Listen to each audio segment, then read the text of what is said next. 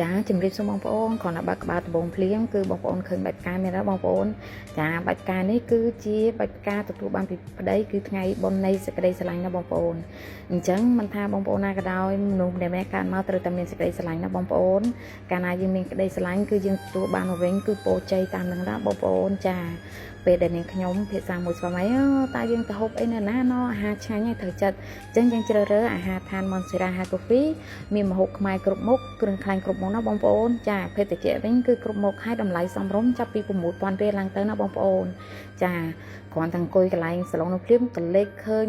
ឆាកតារាចម្រៀងភ្លាមនិយាយរំភើបបងប្អូនព្រោះមនុស្សចូលចិត្តសប្បាយ